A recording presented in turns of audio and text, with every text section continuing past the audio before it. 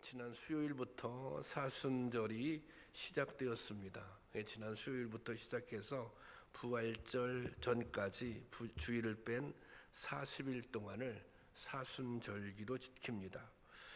이 사순절을 지키는 수요일을 제의 수요일 그렇게 부르는데, 참회의 상징으로 제를 머리에 얹거나 이마에 바르는 예식을 행한 데서 유래한 말입니다. 주일을 빼고 40일을 계산하는 것은 주일은 예수님의 부활을 기념하고 예배하는 날이기 때문입니다. 그러니까 어떤 의미에서 우리가 주일이 작은 부활절이 되는 것이죠. 사순절은 예수님의 십자가의 고난을 묵상하고 그 고통을 깊이 생각하는 절기입니다.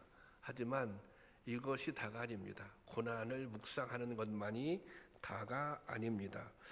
예수님께서 고난 당하셨지만 마침내 죽음을 이기시고 부활하셨잖아요. 그러니까 예수님의 부활도 기억하며 기뻐하는 절기이기도 한 것입니다.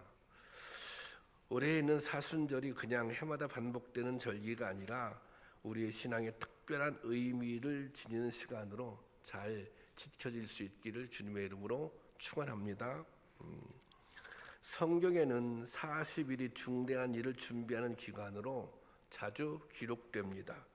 모세는 십계명을 받기 위해 시내산에서 40일 동안을 기다렸습니다.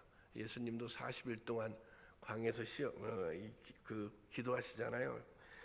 엘리야는 갈멜산에서 바알의 선지자들과 전투를 마치고 완전히 기운이 소진하게 됩니다. 그때 하나님께서 천사들을 보내 위로와 격려를 해주고 또 다시 일어나서 40일 동안을 호렙산을 향해 나갔습니다. 그러니까 이 40일은 침체에서 일어나 회복하고 새로운 사명을 감당하기 위한 여정이었던 것입니다. 열왕기상 19장 7절 8절 한번 보겠습니다. 시작. 여호와가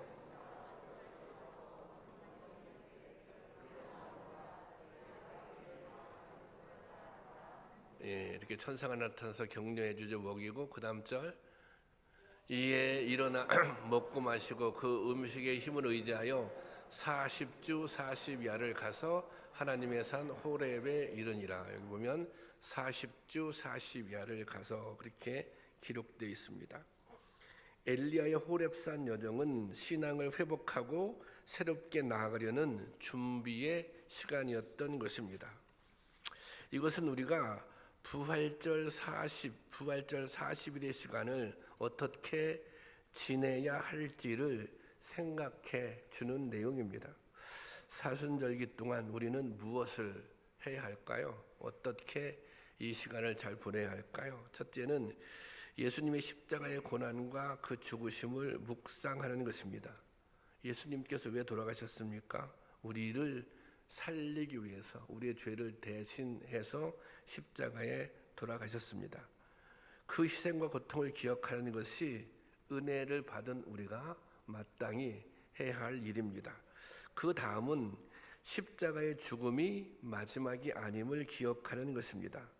십자가는 부활과 영생으로 나가는 과정이었습니다. 그러니까 이 시간은 주님의 고난도 묵상하지만 부활의 소망으로 우리의 신앙을 더욱더 굳건히 세울 수 있는 그런 절기가 되어야 되는 것입니다. 우리가 사순절 그렇게 생각할 때 슬프고 어두운 절기라는 느낌을 가지고 있습니다. 물론 참혹하게 그지없는 예수님의 고난과 죽음을 생각한다면 우리 또한 절제와 그리고 참회의 시간을 보내는 것이 마땅합니다. 하지만 그와 동시에 기억해야 할 것은 예수님의 십자가의 고통을 통해서 예수님이 얼마나 우리를 사랑하셨는지 그 예수님의 사랑도 분명히 깨달아야 한다는 것입니다. 십자가는 우리 믿는 사람들에게 특별한 의미가 있습니다. 종교마다 나름의 상징물이 있는데 십자가는 우리 기독교의 상징입니다. 십자가는 원래 흉악범을 처형하는 사형 도구였습니다. 그러니까 살인한 사람, 뭐 또 이렇게 반역한 사람, 이런 이 범죄자들의 처형 방식이었습니다. 그런데 왜 기독교는 이런 십자가를 기독교의 상징으로 여기고 있을까요? 그것은 우리가 다 알고 있죠. 예수님께서 그 십자가에 못 박혀 돌아가셨기 때문입니다. 그런데 가만히 생각해 보면 예수님께서는 십자가에 형벌을 받을 이유가 없습니다. 왜냐하면 예수님께서 죄를 지은 사실이 없기 때문입니다. 죄를 지은 것은 예수님이 아니라 사실은 우리들입니다. 왜냐하면 우리의 죄 때문에 예수님께서 십자가에 못 박혀 돌아가셨지 않습니까? 이것을 우리가 뭐라고 불러요? 대속이라고 부릅니다. 우리를 대신해서, 우리의 죄를 대신 우리의 죄를 대신해서 그 죄를 사함받는 과정에서 예수님께서 십자가에 못 박혀 돌아가신 것입니다. 그래서 오늘 본문 말씀 6절에 보면 이렇게 기록되어 있죠. 다 같이 보겠습니다. 시작. 우리는 다 양 같아서 그릇 행하여 여호와께서는 우리의 모든 죄악을 그에게 담당시키셨도다. 우리는 다 양 같아서 그릇 행하여, 그러니까 죄를 지었다는 거예요. 그런데 여호와께서는 우리의 모두의 죄악을 그에게 담당시켰도다. 누구에게? 예수님께 담당시켰다는 것입니다. 죄값은 죄를 지은 사람이 치르는 것이 마땅한데, 하나님은 우리의 지은 죄의 대가를 예수님께 치르게 하시는 것입니다. 이 얼마나 감사한 일입니까? 그런데 우리는 때로 이 사실을 잃어버리고 살아갑니다. 십자가의 은혜를, 또 왜 예수님께서 십자가에 달리셨는지 그 이유를 잃어버리고 살아간다는 것입니다. 이 렘브란트라고 하는 화가가 그린 세계 십자가라고 하는 그림이 있습니다. 이 그림을 보면, 이 그림이 이제 여러분 잘 안 보이실 텐데, 여기 이제 세 개의 십자가가 있잖아요. 양쪽에는 강로가 있고 가운데 예수님께 달리셨어요. 그 밑에 이제 여러 이제 군중들이 있는 거예요. 군중들이 뭐 야유를 퍼붓고 있기도 하고 뭐 이제 그런 내용입니다. 그런데 이 그림을 그리면서 뭐 예수님을 십자가에 막 못 박으라고 하는 그런 군중들, 뭐 예수님을 야유하는 군중들, 그 군중들 사이에 렘브란트가 자기 자신도 그려 넣었다고 하는 것입니다. 그러니까 이런 거예요. 이 렘브란트의 이 화가의 신앙 고백인데, 나도 예수님을 십자가에 못 박는 일에 동참했던 사람들 중에 한 사람이다. 이런 그의 고백이 이 그림에 담겨져 있는 것입니다. 다른 말로 하면, 나 때문에 예수님께서 돌아가셨다. 나의 죄 때문에 예수님께서 돌아가셨다. 그의 고백을 이 그림에 담아낸 것입니다. 여러분, 예수님이 나 때문에 십자가에 못 박혀 돌아가셨다. 이것이 아주 중요한 신앙 고백이고 또 구원의 첫 걸음입니다. 다른 말로 하면 내 죄를 깨닫는 것이, 십자가 앞에서 내 죄를 깨닫는 것이 구원의 첫 걸음입니다. 자신의 죄를 깨닫고 나 때문에 예수님이 죽으셨다는 고백이 있을 때, 그때 구원의 은혜가 임하는 것입니다. 성경은 이 사실을 이렇게 증거하고 있습니다. 오늘 본문 5절 말씀 보겠습니다. 5절 다 같이 보겠습니다. 시작.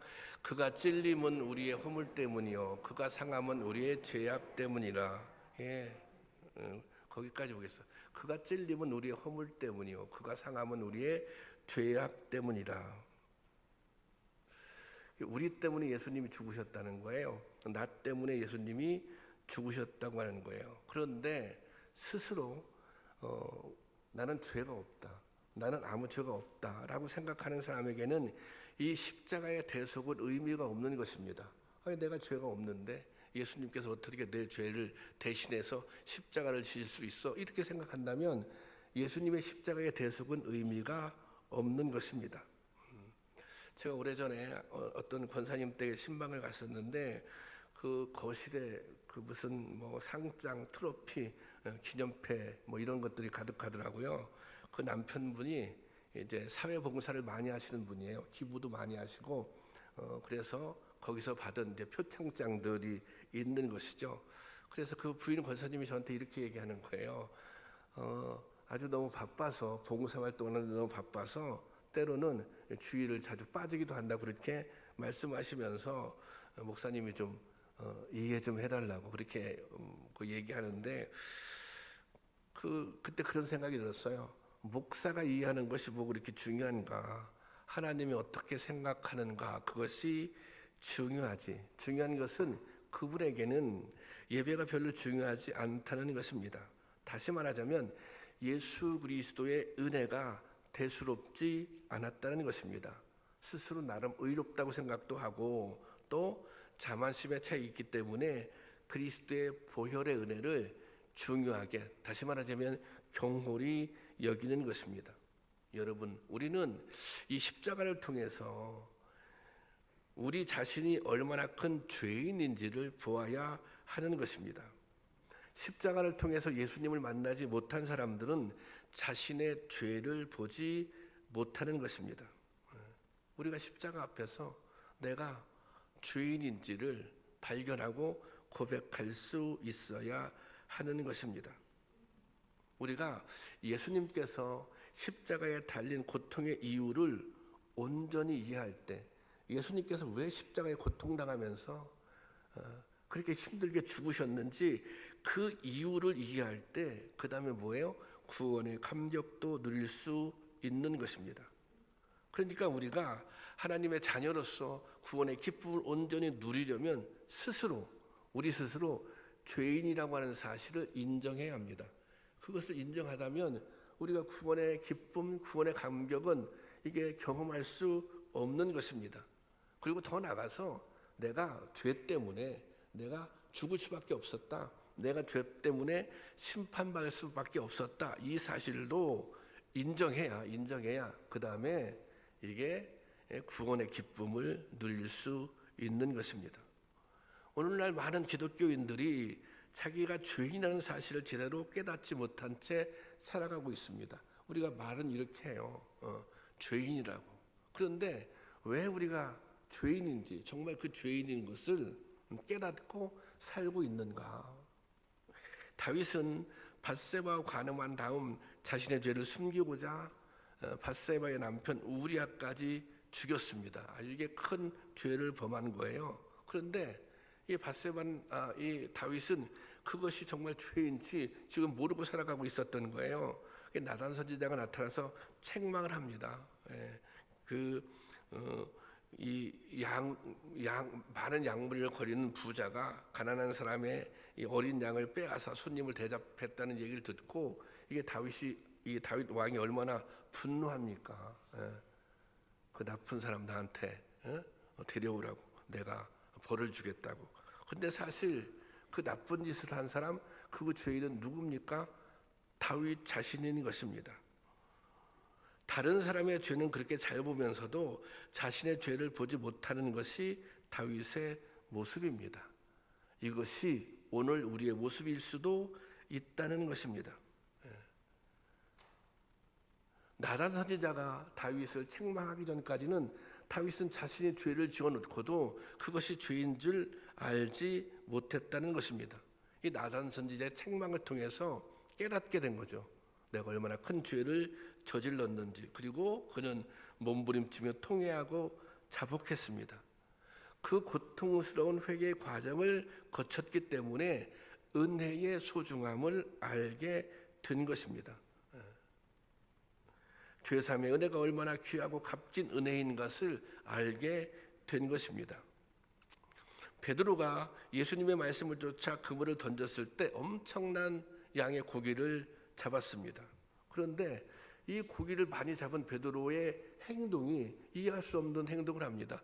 이 고기를 많이 잡았으면 이게 즐겁고 기쁜 일 아닙니까? 그런데 예수님 앞에 엎드려 자기를 죄인이라고 고백합니다. 누가복음 5장 8절 말씀이에요. 다 같이 볼까요? 시작. 시몬 베드로가 이를 보고 예수님의 무릎 아래 엎드려 이르되 주여 나를 떠나소서 나인 죄인 이르소서 하니. 이게 무슨 말씀이에요? 베드로가 이 기적을 보고 예수님이 어떤 분인지를 알게 됐어요. 그래, 이분이 주님이구나. 이분이 메시아구나. 이분이 하나님의 아들이구나. 그걸 깨닫게 됐을 때 그는 그 순간 동시에 자기가 죄인인 것도 깨달았다는 것입니다. 이 바울도 이렇게 고백하잖아요. 죄인 중에 내가 괴수다, 이런 고백을 하지 않습니까? 여러분, 죄를 깨닫는 것이 거듭남의 시작입니다. 주님께서 십자가에 못 박혀 달리신 이 십자가 앞에서 우리는 우리 자신의 죄를 깨달아야 한다는 것입니다. 이 시간 우리도 베드로처럼 영안이 열려서 십자가에 달린 주님을 볼 수 있기를 바랍니다. 그리고 이 십자가를 통해서 우리 자신이 어떤 사람인지 우리 자신의 실체도 깨달아지기를 원합니다. 주님과 사람들 앞에 지은 모든 죄가 생각나기를 바랍니다. 그리고 그 모든 죄를 십자가 앞에 진정으로 자복하고 회개할 수 있기를 바랍니다. 그러면 이 시간 우리도 이 구속의 은혜가 얼마나 값진 것인지 깨닫게 될 것입니다. 그런 은혜가 임할 수 있기를 주님의 이름으로 축원합니다. 우리가 예수님이 나 때문에, 나의 죄 때문에 십자가에 달리셨다 이렇게 고백하게 되잖아요. 그러면 그 고백 위에 임하는 은혜가 있습니다. 오늘 본문 말씀 5절 하반절 보면 한번 올려주세요. 제가 보겠습니다. 그가 징계를 받음으로 우리는 어떻게 됐어요? 평화를 누리고 그가 채찍에 맞음으로 우리는 나음을 받았도다. 그런데 그가 왜 징계를 받았어요? 나 때문에 징계를 받았다는 거예요. 나의 죄 때문에. 우리가 정말 예수님께서 나의 죄 때문에 징계를 받았다고 고백하는 순간 뭐예요? 우리가 평화를 누리게 될 것이다. 예수님이 나 때문에 채찍에 맞았다, 나의 죄 때문에 채찍에 맞았다고 고백하는 순간 우리는 뭐예요? 나음을, 치유를 경험하게 될 거라는 것입니다. 이것이 십자가의 능력입니다. 이것이 보혈의 능력인 것입니다. 그러니까 우리가 정말 주님께서 나를 위해서 십자가에 못 박혀 돌아가셨다, 이 믿음을 가지고 그렇게 고백할 때 이 십자가의 은혜, 십자가의 능력을 경험할 수 있는 거예요. 평화를 누리게 되는 거예요. 또 나음을 경험하게 되는 것입니다. 그런 은혜를 누릴 수 있기를 주님의 이름으로 축원합니다. 우리가 죄를 깨달아요. 자꾸 죄를 깨닫고 그러면 이게 좀 고통스럽잖아요. 그런데 죄를 깨달으려고 하는 것은 고통을 주기 위한 것이 아닙니다. 죄를 깨달아야 뭐의 소중함을 알아요? 은혜의 소중함을 알게 되는 것입니다. 그래서 이 십자가는 우리로 하여금 죄도 깨닫게 해주지만 뭣도 깨닫게 해줘요? 은혜도 깨닫게 해주는 거예요. 주님이 얼마나 우리를 사랑하는지 그 사랑도 깨닫게 해주는 것입니다. 우리가 은혜에 대한 고백에는 반드시 두 가지 내용이 들어가야 합니다. 하나는 받을 자격이 없는데 받았다는 거예요. 받을 자격이 없는데, 우리는 구원받을 자격이 없는 사람들이에요. 우리가 자격이 있어서 하나님께서 우리를 구원해 주신 것이 아니에요. 또 한 가지는 그럼에도 불구하고 우리가 사랑을 받았다는 것입니다. 받을 자격이 없는데 은혜도 받고 사랑도 받았다는 것입니다. 이 주님의 사랑은 값없이 주는 사랑입니다. 우리는 아무 자격이 없는데 값없이 주님의 자녀가 되었고 구원을 받게 되었다고 하는 것입니다. 오늘 성경 말씀 로마서 3장 24절 말씀 볼까요? 다 같이 보겠습니다. 시작. 모든 사람이 죄를 범하였음에 하나님의 영광에 이르지 못하더니 그리스도 예수 안에 있는 속량으로 말미암아 하나님의 은혜로 값없이 의롭다 하심을 얻은 자 되었도다. 여러분 아멘이십니까? 여기 하나님의 은혜로 예수님께서 우리의 죄를 속량해서 값없이 의롭다 하심을 얻은 자 되었다는 것입니다. 여기서 값이 없다는 것은 값이 싸다는 것이 아닙니다. 이것은 값을 매길 수 없다는 것입니다. 세상에는 물질의 가치로 측량할 수 없는 것이 있는데 그것이 바로 생명입니다. 생명 그 어떤 것으로도 값을 먹일 수 없습니다. 생명을 바꿀 수 있는 가치는 오직 생명과 바꿀 수 있는 가치는 오직 생명뿐입니다. 예수님께서 우리를 위해서 생명을 바치신 이유, 생명을 희생하신 이유, 그 이유가 생명을 구원하기 위해서 생명을 포기할 수밖에 없었던 것입니다. 그러므로 우리 한 사람 한 사람은 모두 예수님이 당신의 생명인 당신의 생명으로 값을 치르고 사신 사람들입니다. 우리 모두는 예수님의 생명값만큼의 가치를 지닌 존재들이라는 것입니다. 저는 이 표현을 좀 좋아하는 표현은 아닌데, 왜 우리가 그 물건의 값을 먹일 때 뭐 이게 얼마짜리 그렇게 이름을 붙이잖아요. 우리는 우리 인생이 얼마짜리가 될 것 같습니까? 우리는 예수님의 생명만큼, 짜리라고 표현할 수 없지만 예수님의 생명만큼의 존재인 것입니다.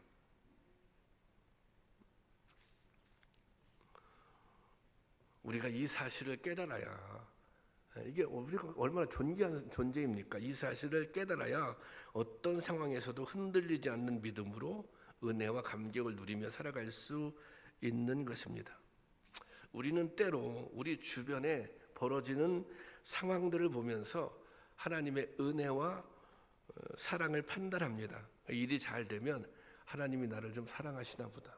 일이 좀 안 되면 하나님 왜 이렇게 나를 힘들게 하시지? 그러면서 하나님이 나를 사랑하는 게 맞나?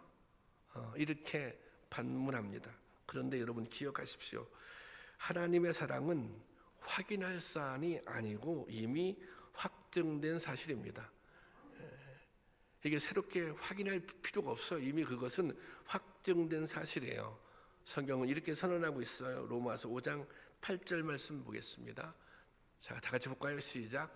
우리가 아직 죄인 되었을 때 그리스도께서 우리를 위하여 죽으심으로 하나님께서 우리에 대한 자기의 사랑을 확증하셨느니라. 이게 참 기가 막힌 말씀이에요. 우리가 아직 죄인 되었을 때, 우리가 아직 예수님을 잘 몰랐었던 그때, 우리가 그냥 죄에 막 방황하던 그때 이미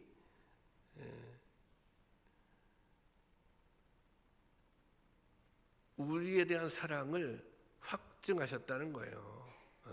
그래서 어떻게 했어요? 십자가에 못 박혀 돌아가셨다는 것입니다.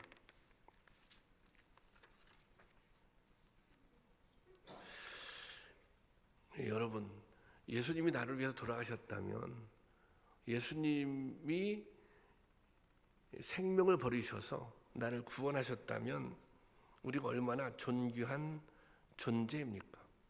우리가 얼마나 소중하고 값진 인생입니까? 그러니까 우리가 사실은 이 은혜를 기억하면, 이 사랑을 기억한다면 잘 살아야 하는 것입니다. 함부로 살면 안 되는 것입니다. 괴테가 지은 파우스트에 보면 이런 말이 나옵니다. 사람을 마지막 실족에서 물러서게 하는 것은 사랑이다. 사람을 마지막 실족에서 물러서게 하는 것은 사랑이다. 이 말의 의미가 무엇이냐면, 우리가 인생을 살다 보면 마치 벼랑 끝에 몰려있는 것 같은 순간을 경험할 때가 있습니다. 아주 위기의 순간, 뭔가 이 절망적인 상황, 그 순간 포기하고 싶은 마음, 또 정말 이게 절벽을 향해 마지막 걸음을 내딛고 싶을 때가 있는 것입니다. 그런 절망적인 상황들을 만날 수 있는 거예요. 그 순간에 그 마지막 걸음, 절망을 향해, 이 절벽을 향해 내딛으려고 하는 그 마지막 걸음을 물러서게 하는 것, 그 걸음을 붙잡아 주는 것, 그것이 바로 사랑이라는 것입니다. 그래서 괴테가 이런 말도 했어요. 사랑이 사람을 살린다. 여러분, 우리가 어떤 문제를 만났을 때 그 문제를 극복할 수 있는 중요한 힘이 자존감에서 나옵니다. 자존감이 높은 사람은 어려움 속에서도 희망을 발견하고 다시 일어서는 회복 탄력성이 강합니다. 그런데 이 자존감은 어디서 나오는가? 이 자존감은 내가 사랑받은 경험이 있는가? 내가 과거에 누군가로부터 사랑받은 경험이 있는가? 내가 사랑받고 있는가? 여기에서 뭐가 나오는 거예요? 자존감이 나오는 거예요. 이 자존감이 강한 사람은 어려움도 잘 이겨내는 것입니다. 저희 아버지가 한 3년 전쯤에 돌아가셨는데, 저는 저희 아버지에 대한 추억이 별로 없었습니다. 이게 추억이 있다면 이분은 참 엄한 분이시다. 뭐 그런 생각, 아들에 대해서 만족하지 못하고 불만이 많았다. 뭐 이 정도 생각을 가지고 있었어요. 저는 아버지한테 별로 칭찬을 들어본 적이 없어요. 무슨 또 격려를 받아본 적도 없어요. 대체적으로 그냥 왜 그렇게밖에 못하나 이제 이런 느낌이죠. 물론 속으로 아들이 사랑하지 않으셨을 리는 없겠지만 정말 무슨 손을 잡아준다든지 격려를 해준다거나 그런 일은 없으신 분이었습니다. 아버님이 이제 많이 편찮으셔서 이제 병원에 이제 입원하셨고 이제 위중한 상황이 왔어요. 그래서 제가 매일 이제 병원에 집사람하고 이제 가서 이렇게 좀 상태도 이렇게 점검하고 그렇게 확인하고 그렇게 했는데, 한 번은 제가 아침에 일찍 병원에, 제가 지방에 갈 일이 있어서 저 혼자 일찍 병원에 갔어요. 근데 그때 저희 아버님 상태가 뭐 산소호흡기를 끼고 있었고 또 근데 의식은 좀 있었어요. 근데 이제 말을 할 수 있는 기력이 별로 없었어요. 그래서 이렇게 이제 눈을 감고 계신데 제가 이렇게 이제 손을 잡고 있다가 이제 뭐 저희 아버님 그러고 계시니까 제가 일어서려고 하는데 잡은 손을, 제 손을 꼭 잡는 거예요. 그래서 이게 좀 그냥 이게 저희 아버님 상태가 좀 그러니까 그래서 제가 이제 손을 이렇게 그 부지 중에 그런 일이 일어나서 손을 이렇게 가만히 빼려고 했더니 손을 꼭 잡고 안 놓으시는 거예요. 그래서 그 손을 꼭 잡고 계시더라고요. 한참을 한 20분 넘게를. 그리고 한 20분 정도 지나자 한 30분 가까이 됐던 것 같아요. 그러니까 한참을 그렇게 붙잡고 계셨어요. 그리고 눈을 이제 한번 떴다 감았다 저를 보시고 그렇게 이제 손을 붙잡고 있다가 나중에는 이제 한 30분 정도 돼서 이제 손을 놓더니 저보고 이제 이렇게 가라고 그렇게 이제 해서 그때 이제 나왔거든요. 근데 제가 생각해 보니까 무슨 초등학교 이후로 아버지가 저 손을 잡아준 것은 그때가 처음이었던 것 같아요. 그리고 뭐 한 10분도 아니고 뭐 그렇게 오랜 시간 동안. 근데 사실 그게 아버지하고의 마지막이었어요. 저는 지방에 있어서 내려가게 됐고 그 이튿날 아버님께서 이제 하늘나라에 가셨거든요. 근데 제가 아버님이 돌아가시고 난 다음에 아버님을 생각하면 요 생각이 떠오르는 거예요. 아버지께서 그 손을 잡아주셨던 그런 순간들, 그 순간이 뭔가 제가 아주 따뜻한 감동으로 그렇게 남아 있더라고요. 그래서 그거 생각하면 그게 또 이렇게 위로가 돼요. 아, 나도 사랑받았구나. 아버지가 나를 사랑하셨구나. 그 생각을 들면 그런, 제가 사실 약간의 원망도 있었는데 아버지한테 그런 행복한 생각이 들더라고요. 여러분들도 좀 자녀들이 좀 커도 손을 좀 자주 잡아주세요. 여러분, 이 사랑이 참 중요합니다. 사랑받는 것이 얼마나 귀하고 행복한 일인지 모릅니다. 그런데 저와 여러분들은 다 사랑을 받은 사람들이에요. 기가 막힌 사랑을 받았어요. 예수님께서 사랑을 해주셨는데 자기의 생명의 만큼, 목숨값만큼 사랑해 주신 거 아니에요. 우리가 이 사랑을 정말 깨닫게 되잖아요. 우리가 이 십자가의 사랑을 제대로 깨닫게 되잖아요. 그러면 집에서 여러분 남편이, 여러분 아내가 좀 서운하게 해도, 또 여러분 자녀들이 또 그냥 부족하게 해서 상처받을 일이 있어도 그냥 다 이게 이겨낼 수 있는 거예요. 여러분들이 세상에 나가서 좀 힘든 일을 만나도 다 이겨낼 수 있는 거예요. 왜? 이게 사랑, 그렇게 큰 사랑을 내가 받고 있다고 믿으면 그런 힘이, 그런 회복 탄력성이 생기는 것입니다. 여러분, 그래서 우리의 삶은 주님의 은혜 속에 주어진 축복인 것입니다. 어느 성도가 예수님을 믿어도 받은 복이 없다라고 말하는 것을 들었습니다. 그것은 예수님을 믿어도 십자가의 사랑을 알지 못하기 때문입니다. 정말로 십자가의 사랑을 안다면 자신이 예수님을 믿고 얼마나 큰 복을 받았는지, 하나님께서 자신을 얼마나 사랑해 주는지 모를 까닭이 없는 것입니다. 여러분, 오늘 이 십자가의 사랑, 이 십자가의 은혜가 우리 가운데 깨달아지기를 바랍니다. 이 놀라운 십자가의 사랑, 그 능력이 우리 가운데 임하기를 원합니다. 이 십자가의 능력이, 이 십자가의 사랑을 경험하게 될 때 우리 인생이 새로워질 것입니다. 우리의 상처들이 치유될 것입니다. 우리를 괴롭히는 악한 영들, 악한 권세들도 물러가게 될 것입니다. 여러분, 이 사순절기 동안 주님의 십자가를 묵상하면서 우리가 받은 은혜가 얼마나 귀한지, 우리가 받은 사랑이 얼마나 귀중한지 깨달을 수 있기를 바랍니다. 그래서 새롭게 힘을 얻기도 하고 새롭게 일어나기도 하며 그리스도의 자녀답게, 사랑받은 사람답게 승리할 수 있는 삶을 살 수 있기를 주님의 이름으로 축원합니다.